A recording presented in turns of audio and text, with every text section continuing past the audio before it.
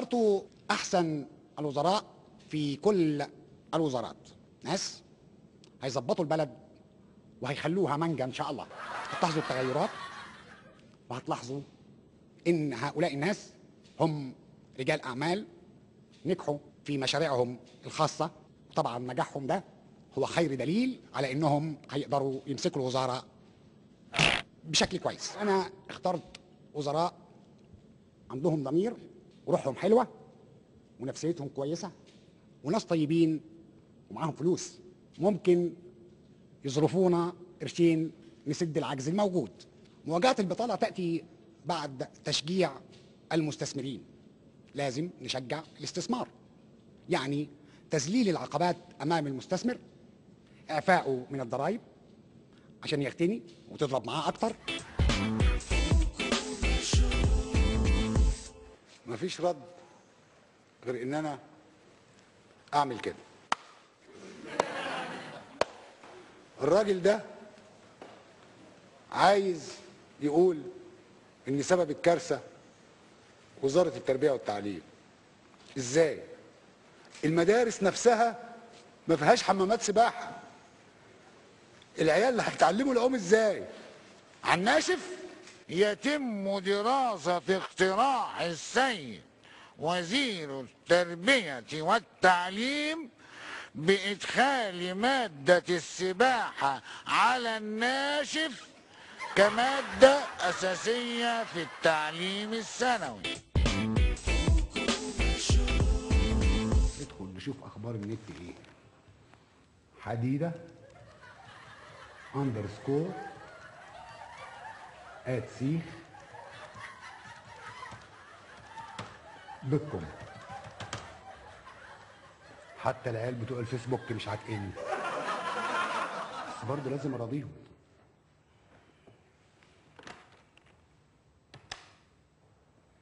الو، اديني بيومي. ايوه بيومي. بقول لك يا بيومي، سعر الحديد بقى كام دلوقتي؟ 9000 جنيه؟ لا لا لا لا لا، العيال بتوع الفيسبوك زعلانين جدا على السعر ده. نزلوا شويه، نزلوا خالص، نزلوا على الاخر. نزل 3 جنيه ونص في الطن. وانا بقولها، اللي مش هيقدر يبني بيته خلال 12 ساعة هيبقى شاب مايص على رأي الأخ معان. واللي ما يلحقش يبني في خلال المدة دي والله هنا ذنبه على جنب، هنضطر نسحب منه طن الحديد سيخ، وصاحب الهدية ترجع له هديته. ومين صاحب الهدية؟ مين؟ أنا. هيرجع لي الطن كاملا سيخ، حتى بالسيخ الزيادة. صح.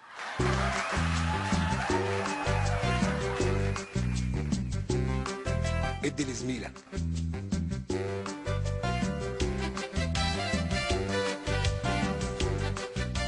شد نص السيخ كده وشد النص التاني كده.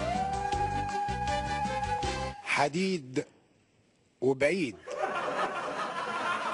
حكاية تانية خالص. الاهتمام والإعداد. الإعداد الجيد يخلق عمل جيد.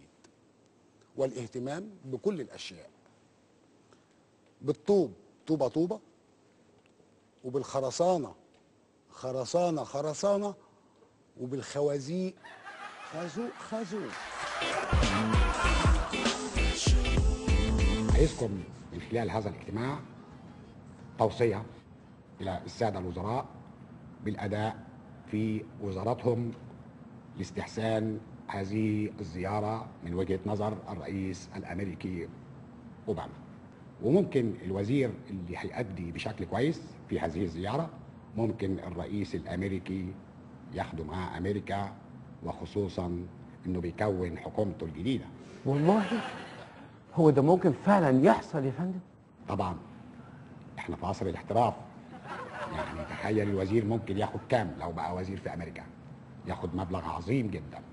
يعني انا شخصيا ممكن مثلا مش اقل من كاكا. انا ما اخدش اقل من كاكا. كاكا 80 مليون يورو. طب انا ولا كاكا؟ يعني ممكن يعني يا فندم يطلب من معاليك تمسك الوزارة في أمريكا؟ ده يبقى من حظ المواطن الامريكي، وخصوصا محدود الدخل. بعدين يا فندم تكاليف زيارة أوباما هتعدي الملايين، سيادتك هتجيبهم منين؟ لا ده انت كده بتهرج. شغال معايا السنين دي كلها ولسه ما عرفتش انا بفكر ازاي. يعني سيادتك مش ناوي تصرف المبلغ ده؟ لا طبعا. امال سيادتك هتتصرف ازاي؟ اقول لك يا سيدي، مش الناس بتحب اوباما اكيد. وفرحانين ان هو جاي يزور مصر؟ طبعا. خلاص يستضيفوه هم بقى. ازاي سيادتك؟ نعمل ضريبة ونسميها ضريبة اوباما. ايه مالك يا رؤوف؟ في حاجة بتوجعك؟ رمسيس يا دكتور، رمسيس. رمسيس بيوجعك؟ لا طبعا، رمسيس بتاع الميدان، تمثال رمسيس يعني. يا راجل تمثال رمسيس موجود في ميدانه ومنور الميدان هناك اهو. طبعا طبعا، ما هو محدش واخد باله، كل واحد عايش حياته، لكن انا اللي كل يوم بعدي عليه شفته الاول وهو وشه اصفر كركم، وبعدين ميته ابتدت تقل. لما ركزت اكتر لقيت ركبه يا دكتور، ركبه. مالها؟ ركبه بتتهز. يا دي كارثة بكل المقاييس. احنا لازم نشكل لجنة من خبرائنا المتخصصين للكشف على التمثال وعلى سلامة ركبه. خبرائنا ايه يا دكتور؟ خبرائنا ايه؟ ده انا كلمت خبراء من امريكا ومن المانيا ومن بلجيكا ومن فرنسا. ده غير الخبراء اللي انا مكلمهم يجوا من مارينا. دي مصلحه كبيره قوي. مصلحة كبيرة؟ مصلحة كبيرة لمين؟ لمصر طبعا.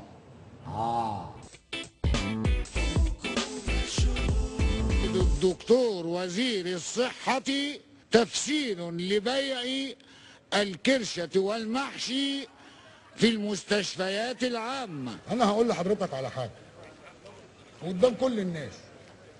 لو حد ثبتني إن كان في كرشة على باب المستشفيات يجي يواجهني. في محشي. هات دواء الناس، هات. مفاجأة، هناكل ونتبسط. محشي. خد دوق. دواء اللي جنبك. الله. دوقي. ايه يا ريس اللي بيحصل ده بيوزع محشي على نواب الحكومة وسايب المعارضة. لا دي كوسة. دوقي دواء اللي جنبك. هات الحلة بقى يا استاذ، واحد برنجالة يا راجل. بالهنا والشفا.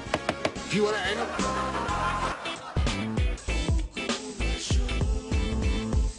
والحقيقة حسبنا، العين صارتنا طبعا، والعين فلقت الحجر.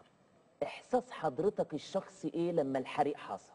للأسف أنا ما كنتش موجود، بس أنا لو موجود بكل قوة هجيب أي إزازة مية موجودة، إن شاء الله يكون إزازة مية معدنية، وهحاول أرش النار وأطفيها. هتقول لي طبعا الإزازة هتخلص. هقول لك سهل جدا، إن مدير مكتبي ممكن يجري بسرعة يملى الإزازة وارش واحاول ان انا اطفي الحريقه.